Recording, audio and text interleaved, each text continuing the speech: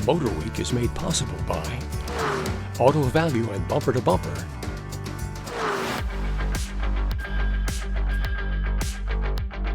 Hey guys, I'm here with Dieter Lorenz from Bosch, and we're going to talk about preventative maintenance on brake systems. So how can a tech inspect the brake system?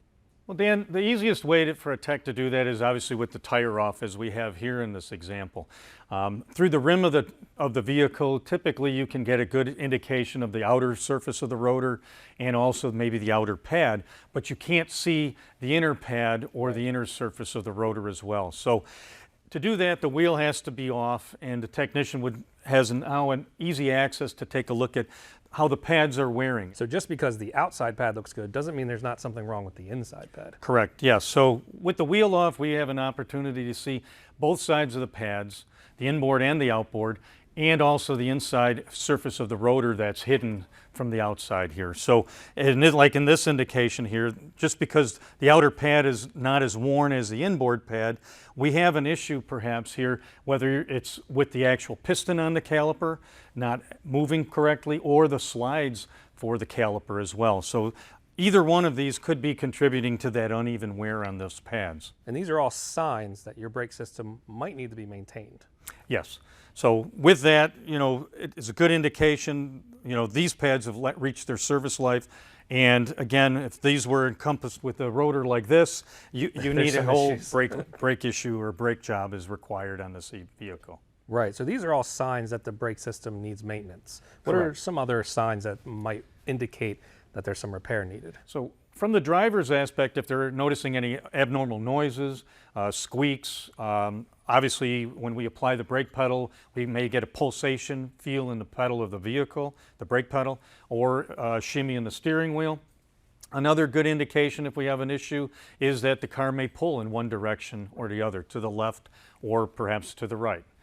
And I tell all of my customers, all of my techs, I tell them all, the car is going to talk. You just got to listen to it. So if you take it for a test drive and you're getting shimmy in the steering, or if you're hitting the brake and getting shimmy in the pedal, it's a telltale sign that you have something you got to fix. Oh yeah. So most good techs that, like you said, that test drive, they're doing everything. They're listening to squeaks, rattles, noises.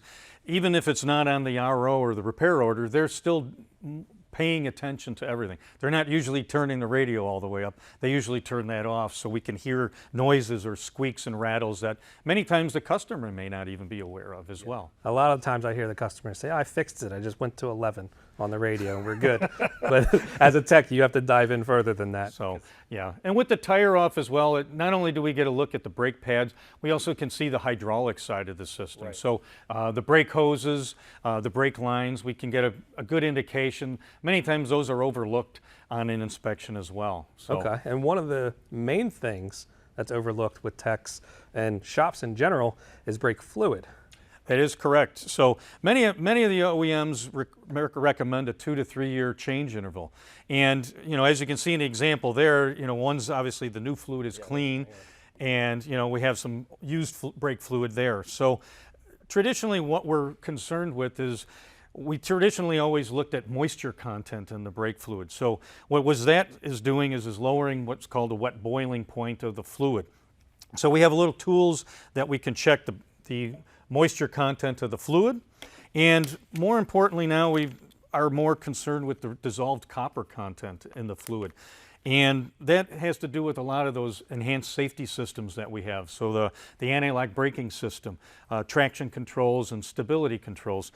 Inside that hydraulic modulator there are solenoids, and when we traditionally do a brake fluid flush, unless we're using a scan tool to actuate that modulator, there's still some old brake fluid that's stuck on the other side or inside that hydraulic modulator. Yeah, and if you don't have the proper tool to actuate those modulators, you're going to have old fluid mixing with new fluid. Correct. And one of the things we're really concerned with, and NHTSA as well, is that dissolved copper can hang up or build up on the solenoids inside that accumulator. So we have a lot of times now we have these test strips in the modern world now, and we've kind of, not saying that moisture isn't still critical, but it's more so that these advanced safety systems will work properly when we need them. Because at the end of the day, most people never actuate that solenoid or drive hard enough to actuate the anti-lock braking systems. So these solenoids never are moving for many years, Right. and now all of a sudden, when there's a panic situation, you expect them to work properly. It's a fail point. It's a maintenance point, just like anything else. It's just in